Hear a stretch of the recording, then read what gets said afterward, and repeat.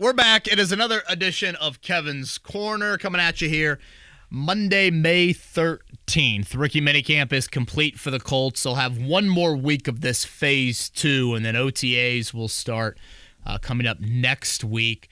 So we'll get 3 looks, probably 3 or 4 looks at the Colts here over the next few weeks leading into that first month of June, where obviously the rookies get integrated in with the veterans, and then summer vacation is after that. Eddie Garrison, how you doing, man?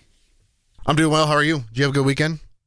I did, yes. Happy Mother's Day to everybody out there. I guess when we have an early in the week podcast, we don't get a chance to shout out the moms. So to Colleen Bowen, to Maddie Bowen, to all of our moms out there. How did Happy Mother's Day. How'd the kids do on Mother's Day? Kids are great. They loved it. You know, we're balancing a little Pacers action in there as well, but that was quickly turning into I'd rather hear J.J. Redick talk about his golf game than, frankly, anything in the fourth quarter there. It was like, how crazy will Tom Thibodeau be with leaving his guys in the game? That was the only drama there in the second half. So, obviously, that series, I needed a break from my heart being impacted from that series, and luckily we got it in Game 4. But, yeah, I always enjoy rookie minicamp. I enjoy the undrafted class coming out as well. You know, that was a big part of Thursday into Friday, and that's kind of how we'll lay out today's podcast. We'll start about the undrafted class, small group, very small group this year, and then get into a couple rookie minicamp takeaways. And we'll play an interview with Matt Goncalves. First question we asked him when we had him on our morning show is, all right, give me the pronunciation to the name because it doesn't look like how it's spelled at all. So we'll throw that in there. I believe the bleeped out cuss word is in there. Is that correct? I think so. Okay, so make sure we have the old dump action on that. But let's start there, Eddie, if you don't mind. We'll just go with that undrafted class. And I don't know, maybe we're in a market where the undrafted history here is kind of rich, and so we pay more attention to that. But it's a very, very, very small group this year. I mean, 7 players. And when you think about it, Eddie, 7 guys, and 2 are quarterbacks and 1's a kicker. I mean, that's even like... that even shrinks it a little bit more. So, again, it's a really small class, which was to be expected considering how many players the Colts are bringing back this season. And, when you look at it, you got the 2 quarterbacks. Kedon Slovis is probably the most decorated name of anybody on the list. And I'm just kind of curious how, I mentioned this before on the podcast, I kind of like throwing a dart at a day 3 quarterback. That was something that I brought up, and I guess Slovis is kind of that for the Colts. And, when you look at his college resume, certainly that first year at USC with Michael Pittman Jr., he was outstanding. I mean, he was the can't-miss boy. And then all of a sudden, all the coaching changes there, and his career does not go anything according to plan after that. And then he ends up at Pittsburgh and BYU, and not great really at either of those 2 stops. So, what does he look like with Shane Steichen? Is he a practice squad guy for you? Is he going to compete with Sam Ehlinger for QB3? I don't know. That one's kind of interesting to me. Jason Bean is the other quarterback. Now, he's also listed as a wideout. It was kind of funny being out there, Eddie, on Friday. Bean, first off, he took off down the sideline for one play. You just see his speed on full display. You don't often see the red jersey guy taking part in special teams drills. But, there's a few of these guys on this list. There's some position flexibility with it. Certainly Chris Ballard knows Jason Bean quite well from, Chris's son being a Kansas quarterback and Jason Bean being at quarterback. So they also tagged him with a wide receiver label. Now, he did QB reps when I was there. 5 quarterbacks, though, is a ton. I can't imagine there's many times, really, in recent Colts history they've ever had 5 quarterbacks on the roster. So, obviously trying to get 5 guys reps in a practice, borderline impossible. So, I'll be interested to see how he kind of moves along the rest of the offseason. Trent Penix is kind of an interesting story. A tight end, mostly at NC State, but has some versatility. He is now transitioning to running back. Again, that's not something you typically see, a tight end turn running back. 6'1", 234, just his size stands out in that running back room. And, when you look at the depth chart behind Jonathan Taylor, Trey Sermon's probably next on that list. Obviously, it's very much up in the air. So I think he'll be a name to watch just given the position he plays. You got a local angle at linebacker, another Kansas guy, Craig Young, who played at Wayne High School up in Fort Wayne and then actually started his college career at Ohio State before transferring to Kansas. And then Spencer Schrader, that's my kicker from Notre Dame. Big old leg for Spencer Schrader there. Obviously, Matt Gay's your kicker, so he won't be making the team. But it's just it's a small group, but it's a really interesting group. From the two quarterbacks to the position flexibility, the local angles. There are actually, I think several storylines within that. But Slovis is one I think I'm going to be watching for, Eddie. Joe Flacco's 39.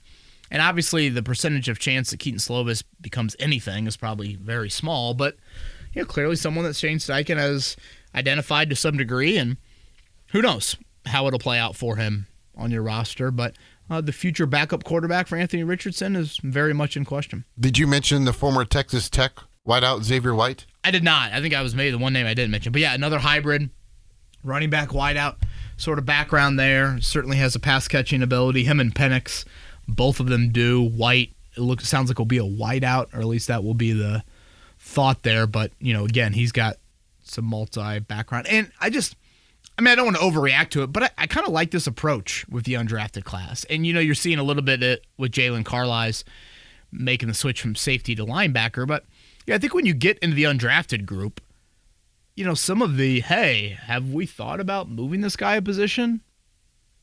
Maybe a strike gold, and maybe it's not. Maybe it's just a massive swing and a miss, but I think that's kind of a smart approach to have with the undrafted group, especially when you have a roster with all this retention on it.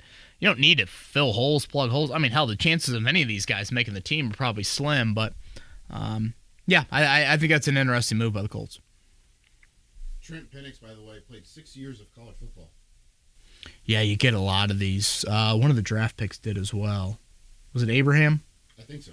Yeah, I think the Marshall corner might have been one of those. And the seventh rounder, Laulu, or however you say his name, yeah. Jonah. Laulu? Yeah. So he's one of them as well.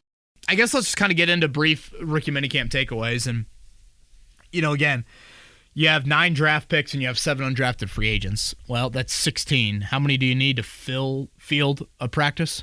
You need 22. So you got a lot of tryout guys out there. And, boy, I felt bad. Number 76, the tryout left tackle.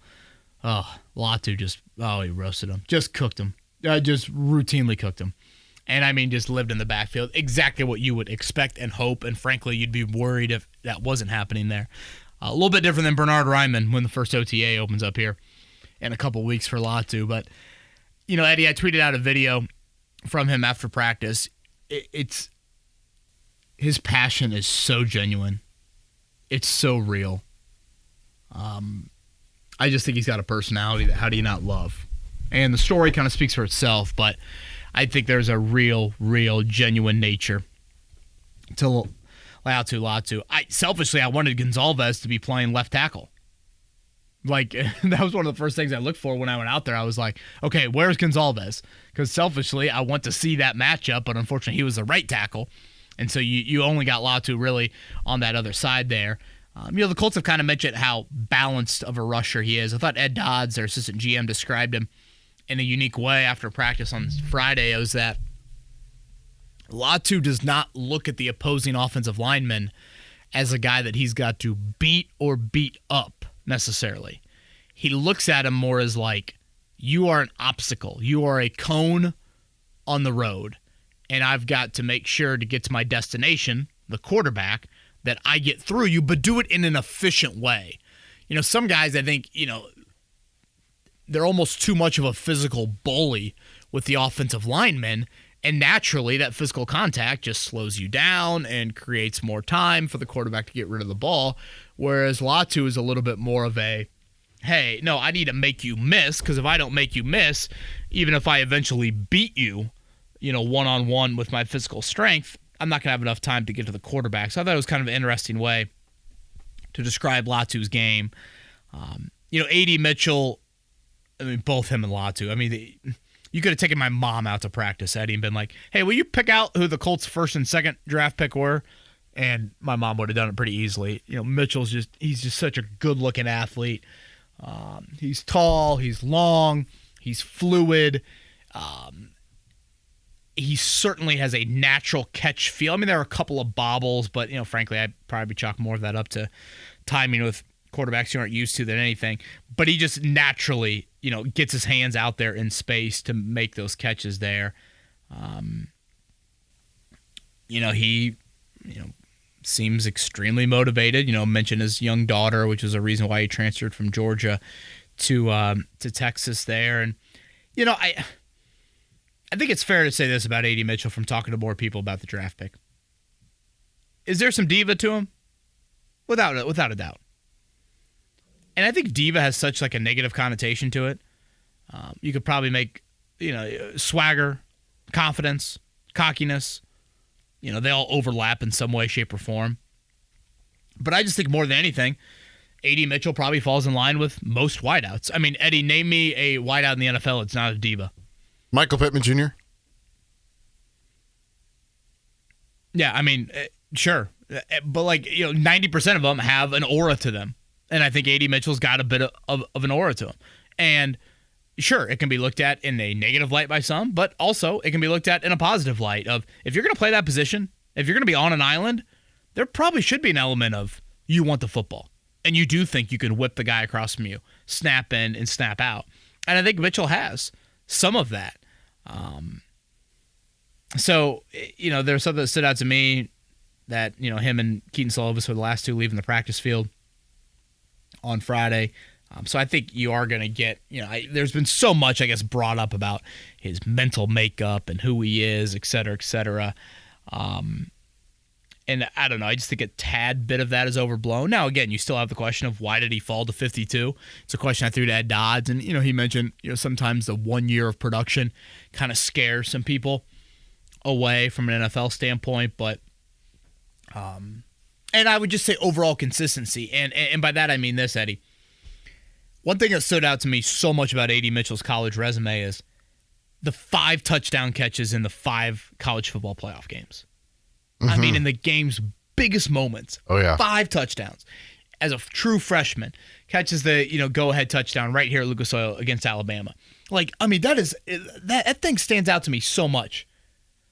If you look at those 5 games, he had 7 other catches in those 5 games.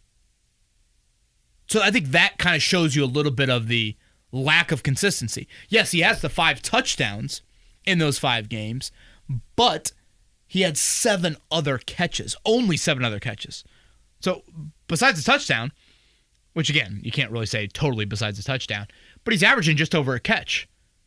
That's it in those other games. So again, I'm trying to get into the explanation of, okay, why is 6'2", 205, 4.34 in the 40, caught a touchdown in each of the biggest college football games he's played in, led the Big 12 in touchdowns last year. Why does he fall to 52? Why is he wearing jersey number 10? Why wasn't he the 5th wideout, 6th wideout taken, something like that? And so I think it is just can he be more consistent? I think I brought up to you right after he got drafted. He played 30-some games in college or whatever the final number was, only 3 games over 80 yards. And that ratio, when you compare that to a lot of other guys, is a much smaller ratio. Some of that's the route tree stuff. He was a little bit more down the field, so naturally you're going to have a little bit boom or bust stuff. But that's a little bit on the A.D. Mitchell front there. Again, Matt Goncalves working at right tackle, Tanner Bornolini at center. One thing I was thinking about with Bortolini is you look at the Wisconsin offensive line, such rich history there with that group. Joe Tippmann was a second-round center drafted by the Jets in 2023. So Bortolini had bounced around a couple spots at Wisconsin. Well, a big reason why he didn't play center for more than a year is they've got a second-round center on their football team. I think we know full well centers do not get drafted that high very often. So I think that's kind of some of the reason there about Bortolini and kind of his future and why I think a lot of people, including myself, are bullish on him playing center. It's Wisconsin needed him in a lot of other spots. They already had Tippmann there as a mainstay at center for you. So again, the rookies will now integrate with the vets, and it'll be 3 weeks of OTA starting, I think, May 21st, I believe, is the first OTA, and then that'll get into a couple different sessions there. And yeah. Anything else you want to add? No. That's anything stand out to you? I know you're kind of following it from afar. Anything stand out to you? Not really. It's always hard to gauge rookie minicamp just because a lot of it is the coaching staff seeing these players up close and in person for the first time, and they're integrating themselves within the playbook and the basic install plays on offense and on defense, and working on their technique and fundamentals, things like that. So it's just hard to gauge because, as you said, you expect guys like Latu to dominate in these just because you're the 15th overall pick. You should be the best player on the field. I mean, he's literally going against a tryout guy. Yeah. And last year, I mean, to be fair, I did walk away. I don't know if I had the same impression with Latu and Mitchell, but I remember after 5 minutes being like, gosh, Josh Downs. I mean, it was damn impressive what Josh Downs was doing and just his routine, roasting, cooking, however you want to describe it, of whoever was guarding him there. So really looking forward to OTAs because that'll be a nice chance to watch some of this. I'm hoping that we'll get Anthony Richardson throwing on the days that we're out there. I don't know if he'll be an every single day thrower, but that'll be something obviously to keep an eye on here coming up in a little over a week. Want to remind people about the opponents for the Colts this season with the schedule release coming out 8 o'clock on Wednesday. I'll go with the road opponents first. Obviously, you have the divisional foes in Houston, Jacksonville, and Tennessee. They will go to MetLife twice, will the Colts, to play the New York Giants and the New York Jets. They will also travel to Foxborough to take on the New England Patriots. Lambeau Field, that might be a bucket list place. I may go up there for that one because maybe it'll be a while before they're back up there, and I haven't been up there yet. Yeah, I was up there for the 2016 game. Jordan Todman housing it to start the game. I think they Colts legend. Overcame a couple luck picks to win that one. That was one of the best regular season wins in the Pagano-Gregson era. But yeah, a couple things that stand out to me, Eddie, about the schedule, and we'll rehash this coming up on next week's podcast. You only face one. You have 9 road games. The extra game this year is a road game. I think it's the Giants MetLife game. Yeah, the other 2 road opponents I didn't mention, Minnesota and Denver. So you only face one double-digit win team from last year on the road. So you have much more of a heavy home schedule. Yep. When you have 5 of those games at home. So 5 of your 8 home games are against double-digit win teams from last year. Only 1 of your 9 road games are against that. And again, the quarterbacks, Stroud twice, Lawrence twice. You face Jared Goff, you face Tua, you face Josh Allen there. You've got 3 road rookie quarterbacks on the schedule with Denver, Minnesota, and New England. You've got Green Bay with Jordan Love, Will Levis, Daniel Jones. So, the road schedule in terms of quarterbacks is pretty favorable to the Colts defense. Yeah. Of course, you've got Rodgers and Lawrence and Stroud, as you mentioned. You don't have a long road trip, really. Denver is your longest. I mean, nothing to the Pacific time zone. Obviously, nothing to Frankfurt, Germany, like you did last year. So, yeah, AFC East, NFC North. We'll go over more of that coming out tomorrow. And then, next week. Just to round out the opponents for next season, the home teams that will be coming to Indianapolis, Houston, Jacksonville, Tennessee. The Pittsburgh Steelers are coming back to Indy once again. The Chicago Bears, Detroit Lions, Buffalo Bills, and Miami Dolphins. So a lot of good opponents this season. I think it's easily much more quarterback flavor on the schedule than you had last year. Obviously, we'll have to see how it all plays out. And, I feel like I overshoot primetime games a lot. I set the over-under at 1.5. I could see 2. Now, again, for every, boy, you got to put Richardson against Stroud matchup. Obviously, Houston is playing the number 1 schedule. They won the division, so they're going to have Stroud against Mahomes and Stroud against Lamar and Stroud against Josh Allen and Stroud against, the Dallas Cowboys. Dak Prescott, yeah, et cetera, et cetera. So that'll be something to keep an eye on. So, yeah, our focus next week will probably be more schedule-related. All right, before we get to Twitter questions, Matt Goncalves, he joined our morning show. This was just before rookie minicamp, and the first question I asked him was, how do you pronounce that name? Because it certainly doesn't look like how it's spelled. Yeah, I got you. Sorry about that. Matt Goncalves. Okay, Goncalves. Okay, Ves. Not as Kevin Bowen. Okay, got it. Okay, and we're actually going to lead off with your draft call, if you don't mind. I thought it was epic. Chris Ballard thought it was epic. Mark Dykton, will you cue up the draft call from Matt Goncalves? Matt. Yeah, what's up? Welcome to Indy, man. This is Chris Ballard, GM. We're picking you right here, man. Thank you so much. Appreciate Absolutely. it, we are excited to get you, man. We moved up to make sure we didn't lose you in the next few picks, man. You're going to do great here. Let's go. I'm a Colt, baby. I'm a Colt, baby. There's no doubt you're going to fit in, big guy. Matt, is that are those your true colors right there?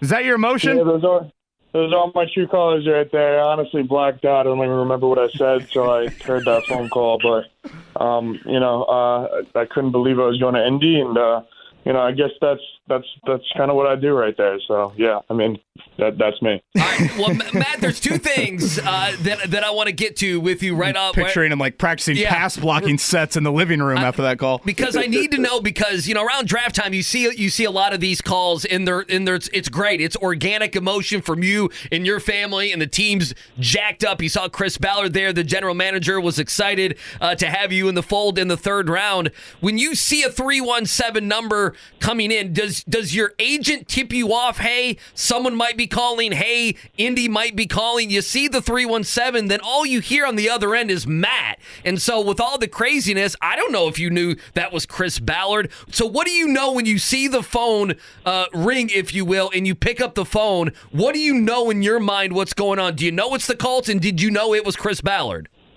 Yeah, so, like, when I saw 317 calling, it said Indianapolis. Right. So, I knew it was the Colts right then and there. And, I knew they were a couple picks away, around, like, 82 or a little bit further away. And, like I said, once I saw Indianapolis show up, I knew it was the Colts. So I was fired up, and, like, I just couldn't be a better fit for me. And, like, as soon as I saw that number, I was so fired. Oh, sorry if I got fired. No, it's okay. We told our producer, be ready for the dump bun. We love it. Did you get it, Mark? I got it. All right. We got it. Matt Goncalves with us here on the Payless Matt Liquors Hotline. bleeping Gonzalez. You're damn right. So, Matt, this is not even a question, okay? But I don't know if you've been to the Indianapolis 500 or not, but you are walking into a situation where we're a few weeks away from the Indy 500, which is just racing and drinking beer, okay?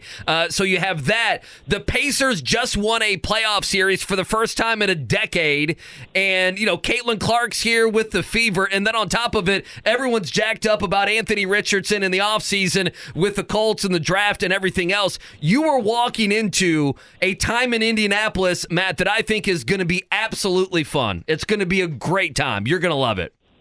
Mm-hmm. Yeah, I agree too. I mean, seeing all like Caitlin Clark and the Indiana Pacers, although they got to play my Knicks in this next round. Oh boy! Oh boy! Since I'm from Long Island over here, I was cheering for the Knicks. But I agree with you. I mean, seeing all the stuff that's going on within Indy, I think it's going to be the next generation is going to really fire up the city and make it great. And I'm really excited for it too. He is the third-round pick of the Indianapolis Colts offensive lineman, Matt Goncalves, joining us here on the Payless Liquors Hotline. I kind of want to go back to the draft interest, Matt. How would you compare, like, how much conversation you had with the Colts compared to the 31 other teams? Yeah, I mean, I had good conversations with them. I had a formal interview with them at the combine and stuff like that.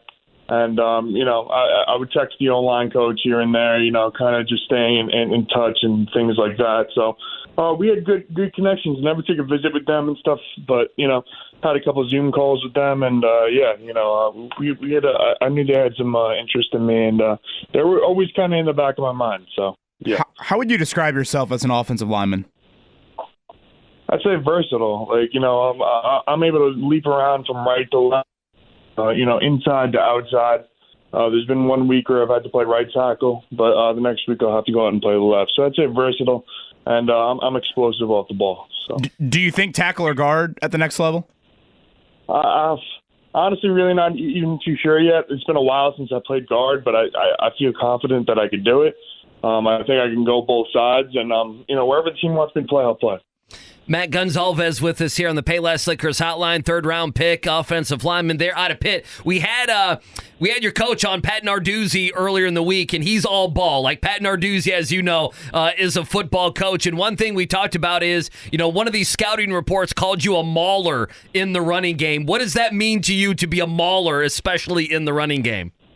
Yeah, it means a lot. I mean, I think that kind of, does describe me well. I kind of run off the ball. It's kind of like my my initial thing to do is run off the ball, and to be able to be called a mauler, I mean, honestly, that's what you dream about being as an offensive lineman. So that's what I plan to do at the next level as well. Matt, what do you know about the Colts offensive line room? Have you watched film of those guys in your days at Pittsburgh at all? I mean, I've been watching kind of a little bit of film. I know that Ryan Kelly and obviously Quentin Nelson and Blake Freeland and all those guys. So, I've been seeing, a little bit of film over the past couple of days. And, it's something that's kind of new to me. But, I've always known that they've had a great offensive line. All right, Matt, we'll end with this. Maybe the most important question of the interview after what you just revealed to us a few minutes ago. Pacers or Knicks, and how many games? Oh, man. It's honestly going to be a great series. I think... Don't be politically correct on us. We know you're not that guy. Be honest. Come on now. Come on. I'll give Knicks in 7. I'll say it's going to be that close. Right now, not at the top of Colts' hearts' minds, but we'll see if he can change that once he gets on the field. In all seriousness, Matt, congrats. That was great emotion to see last Friday night when you got that call. Really awesome, and sounds like the Colts are extremely high on you and love how you're wired. So thanks for the time on this Friday morning. Safe travels when you come to Indy for rookie minicamp, and looking forward to more conversations down the road. For sure. Thanks for having me, guys. Matt Goncalves, Eddie Garrison. He's got some passion, doesn't he? I just bleeping love the dude already. Now, again, right tackle, the early look for him. So I will be interested to see just how that kind of plays out here moving forward. The Colts have talked about some guard stuff with him. So that'll be something to continue to watch as the offseason rolls around. Are you ready for the limited Twitter questions that we have? I am. Let's do them. By the way, how about those Pacers over the weekend? Dude, Game 3. I was so glad that Game 4 was a blowout because I don't think my heart could handle another late-game drama-filled. Game 3 was nuts. I mean, I know the Nembhard shot will be played for years to come, as it should. How about the Turner block? I mean, Miles Turner blocking Josh Hart. I said this on our morning show. Give me 3 minutes, Eddie. That's a 7-footer running the floor like that. How many times do you see a 7-footer try to make a play like that? Oh, here, I'm going to have the big hustle play. And just he can't keep his body under control. That or he ends up in the cameraman. Right. Oh, both. Yeah. I mean, tackles Josh Hart, gets him with the body. And, I mean, ESPN slowed down that replay. It was so close. So bang, bang. And for you to get that, get that block, all of a sudden, it's set. Obviously, it takes 2 points off the board for the Knicks. And, boom, sets you up with a little fast break. Nembhard gets a layup. And now you've got the lead. It was really fitting. Roy Hibbert's the guy, revving up the engine before the game starts, rocking the Miles Turner jersey. That was an unbelievable moment. So you can't go down to 0-3. I know that, I couldn't be stating the obvious more. And I think I tweeted out last night, I think unless OG Anunoby returns, I think the Pacers win this series. Everybody, oh boy, it's so hard to win at MSG and the Knicks are, I'm like, wait a minute. If the ball bounces one way differently in Game 1 or Game 2, you win that game. Just make a couple shots, yeah. And Anunoby played in both of those games. The Sixers won at MSG in a clinching game for New York. So I don't look at the Knicks and think they're this 30-point team, better than their opponents at home by any means. So I don't know. Maybe the extra rest, maybe selfishly, I kind of was hoping the Knicks would make a mini run there in the second half so their starter stayed in for the fourth quarter. I wasn't. You were good? Because, you want to look at New York, but inversely look at Indiana. Yeah, I think the Knicks need the rest more than the Pacers, though. I think anytime you can get rest at this time of the year for anybody, I think it's beneficial, and I think it's just as beneficial for the Pacers as it was for New York to give Hart, DiVincenzo, and Brunson some rest because Halliburton's banged up, Nesmith is banged up, and at this time of the year, you never know what could happen to Miles Turner, Pascal Siakam, or any of those other guys, so being able to rest those guys at least the final 12 minutes, I think, is going to be beneficial anyway. Yeah. I just think the Knicks have more liabilities with their depth than the Pacers do, and you got to rely on more of them. That is an issue. All right, enough Pacers. Let's get back to the Colts. Cody's Twitter question is up first. I wanted to get your thoughts on this. It seems like every time Chris Ballard was just asked about the secondary, he always talks about the young corners, but I don't know if I've ever heard him really talk up either of the young free safeties. It's a very good point.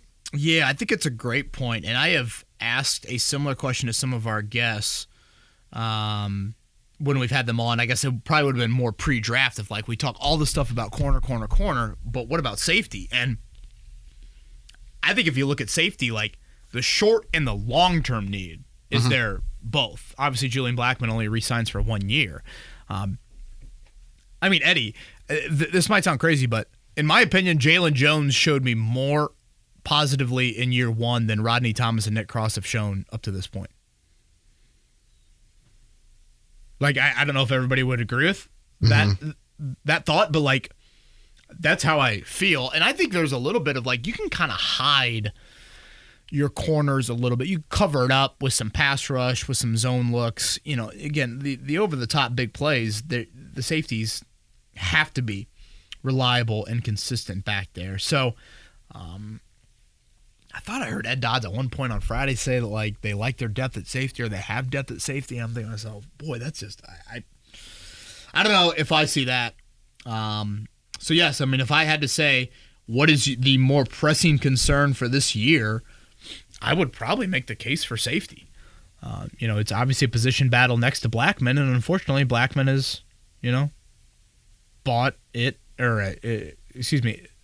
has obviously fought injuries, you know, at various points in his career. So, yeah, I think it's a great question. 3 questions left. Jason is up next. With the relative athletic score, a.k.a. RAS, athletes the Colts continue to draft, wouldn't it make sense to blitz more?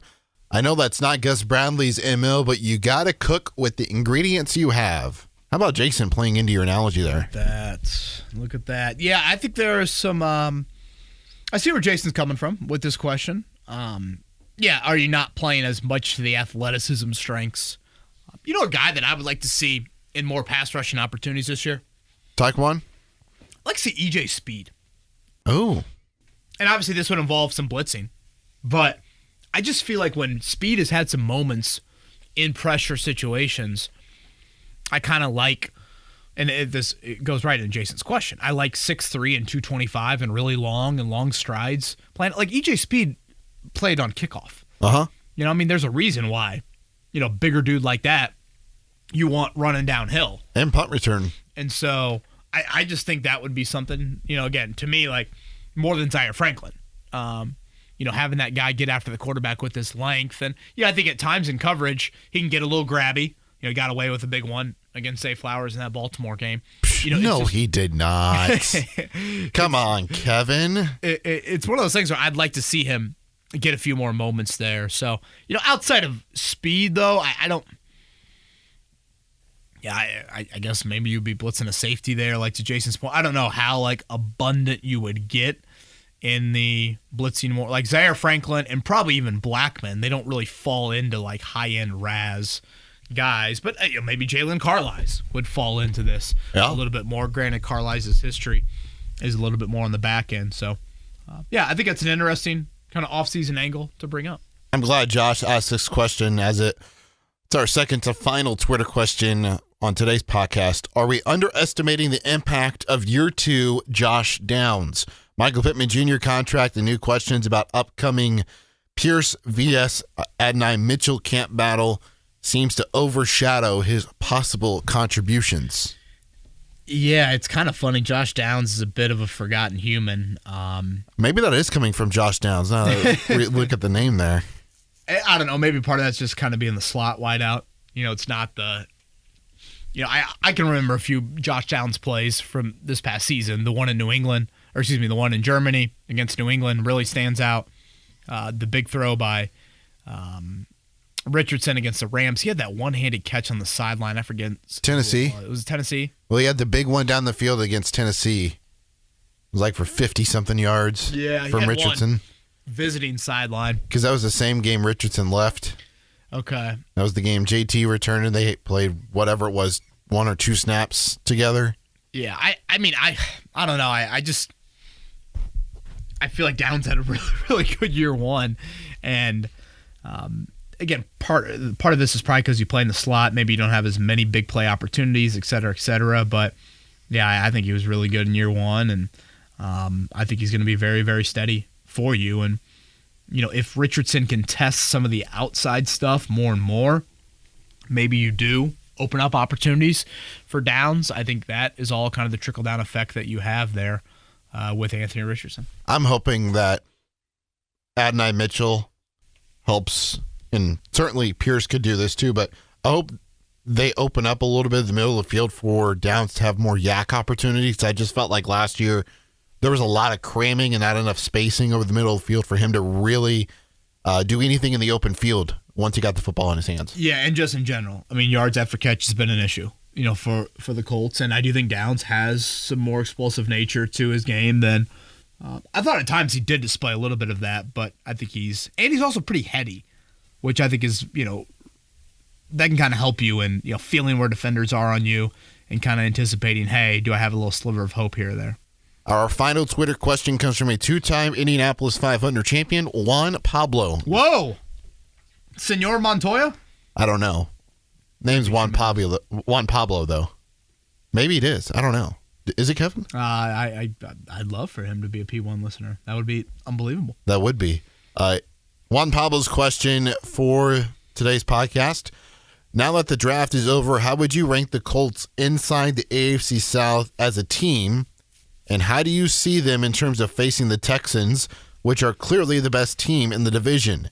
If they add a couple of free agents in that defensive back room, like Ballard mentioned, do you see them going toe-to-toe against Houston? It was interesting, Eddie. I got there was one of the gambling sites sends you over the, hey, this is where you're at from a playoff odds standpoint now that we're through the draft, et cetera, et cetera. And I want to say they had the Colts as a 34% chance at making the playoffs, which I thought was a low number. I thought it should have been much closer to 50%. But then again, you do the exercise of picking the playoff teams, and it's wild how I know I've said this for a couple of years now, but I think it's true. I just don't remember the AFC having this much depth at all. Certainly, you've got one division in the AFC that could send all of its teams there. In the AFC North? Mm-hmm. Yeah, certainly. And then, I mean, if you're the AFC South, you've got three teams thinking they should be in the playoffs. If you're the AFC East, everybody but New England, right, thinks they should be a playoff team. Yeah. I mean, the Jets think they should be back there. AFC West is probably the weakest 1-4 if you're really going to go off of, like, strictly depth there. Oh, yeah. So, as far as the Colts are concerned in the AFC South, I think it's this. I think the Colts have the most volatility of any of the teams in the AFC South. I think you could make an argument they have a higher ceiling. I don't think so. I think Houston still would qualify as that. But I think just with the Richardson unknown, that causes this wide range of expectations or possibilities for the Colts. Clearly, the Colts are banking on him to do a ton.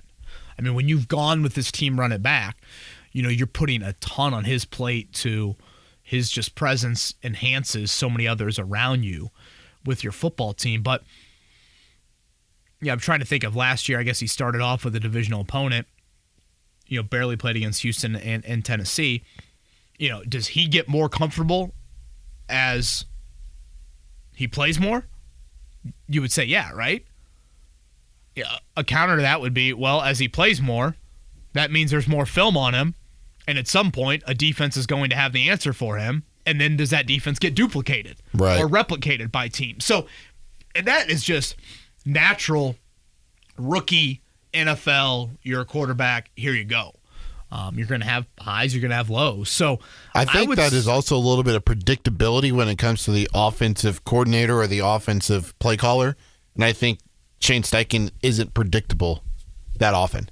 Yeah, I mean, yeah, you would think that Steichen would help you out in that area. Yeah, I would say it's more just like Richardson tendencies with reads and things like that. But I would say, I would put the Colts and Jacksonville just on a tier just below Houston, but I don't think it's a massive gap. And again, I think more than Houston and Jacksonville, I think the Colts have more volatility to them, and that can be viewed as a positive, because if Richardson does ascend and you feel like he gives you this big playability that you didn't have last year and more of the home run ability, and that opens things up for mean, Richardson and Taylor on paper, they should be one of, if not the best quarterback running back duos in the entire NFL. Yeah, you should be right there with Saquon and Jalen Hurts. So, again, tapping into those things, I think all of that is huge for the Colts moving forward. So that's kind of how I look at it. But again, man, the AFC, it's I'm trying to think of the 7 playoff teams they had. I want to say they had Kansas City, Houston, Baltimore, Cincy. Pittsburgh. I don't think they had Pittsburgh. I think they might have gone with 3 out of the AFC East. I think they went with Miami, Buffalo, and the Jets. Now, someone scoff at the Jets, right? Yeah. So let's take the Jets out. You just mentioned Pittsburgh. Yeah. What about Cleveland? No kidding. What about Jacksonville? I know. Yeah. What about Indy? What about Justin Herbert and Harbaugh with the Chargers? I mean, if the Chargers can beat up on 2 wins over the Raiders, 2 wins over the Broncos, that's huge. I don't look at any of the other AFC divisions and think there's 2 of those types of teams. Mm-hmm. Maybe Tennessee is that. Maybe New England is that. But I just don't see the AFC having that. So, again, to me, from a 1 to 10, 1 to 12 standpoint, I just haven't seen the conference like this.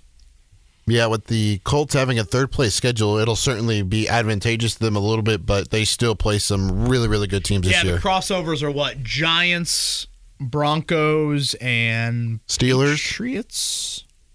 No, you play the entire AFC East. Yes, Steelers. Yeah. Because you play the full AFC East, right? AFC East, NFC North? Yes. Is that what it is? Yes. So your crossovers, yes. Steelers, Broncos, and Giants for your 3 there. That's not a bad trio. No. I mean that in a good way. I mean those teams aren't very good at football. Considering, their situations too, yeah. Yeah, comparing them to some other teams. All right, Eddie Garrison, you got anything else? Are we talking about a Pacers victory and in the Eastern Conference Finals next Monday? I think we are. I mean, unless I just think the OG Anunoby injury is massive. And how many games? Boy, I don't know. I'll just say they finish him off in 6. So 4 straight dubs? Yeah, I know it's probably a lot, but I think the Knicks are on the ropes, man. I mean, Brunson, I saw some analytic that, Brunson's elbow on his jumper has been, 2 inches lower in these last couple games. I know we're getting really nerdy with some of this stuff, but you couple injury and Neesmith. Since DiVincenzo fell at the end of game 3, and he was favoring that thing. Oh, yeah, his hip. Yeah, for sure. 3 of 17 shooting the basketball. I've always been an Anunoby guy, so I know there's probably a little bit of bias coming out, but the record speaks for itself. They're 26-5 with Anunoby on the floor. And they're under 500 without him. Yeah. So, you take a team that wins, 35, 40% of their games without him to nearly 90% of their games with them. I think it's a huge loss. So unless Anunoby gets out of the pool, and it sounds like that's all he's doing, right? Stuff. Was it Sharks and Minnows? Yeah, that's right. Not to mention Isaiah Hartenstein got hurt in Game 4. And I thought the biggest takeaway from Game 4 was Halliburton looking healthy. Yes. I didn't see. When he walked off the podium Friday night, I was like, damn. Oh, he looks like, sadly, a grandparent walking into Mother's Day. And he looked, obviously, far cry from that. So I think that is huge for them. Final thing here, you're wearing a 1967 Indiana Pacers hat. Correct. Whose signature is on that? Well, do you remember a few years ago when I did? It was during COVID. I did a halftime show bowling. Yeah, I remember. It was a human pin. Yeah. Boomer puts you on a saucer and then pulls you way back and you fly down there. Honestly, it shows you how dangerous of a human I am. Because it was you, Jake, and did Mark Boyle do it too? I don't think Boyle was out. Boy, I'd be worried about Boyle physically. I don't think Boyle was out there. I'm trying to think of who the others were. I know he's done it before, so I didn't know if he did it with you guys that year or not. But, first, let's start here. I got a strike, which is the most important. Oh, yeah, duh. But said hat was in my package that I got. So I got a little, gift bag or whatever. They tell me Sabonis signed it. Does that look like Domantas Sabonis to you? This makes for great podcasting, I know. Oh, yeah, I see that. Yeah. You see the 11 on there? I see the D and the S and the A, yeah. Should I be wearing the hat or should I have kept it in a little bit more of... I just kind of like the look of it. It's just kind of an old school, look. It's a simple hat. Yeah. I decided to rock it. And I've got the Hickory, Pacers shirt on. Yeah. What? Am I on an island here or are you going Pacers with me? I'm going Pacers, but I think it's in 7. I think New York gets Game 5 and Game 7 in MSG. Eddie Garrison, how about that one? All right, everybody, have a great week. Schedule stuff will be on the website. We'll continue some draft articles up there as well, and we'll come at you next week breaking it down. Everybody have a great week. Thank you for listening to Kevin's Corner.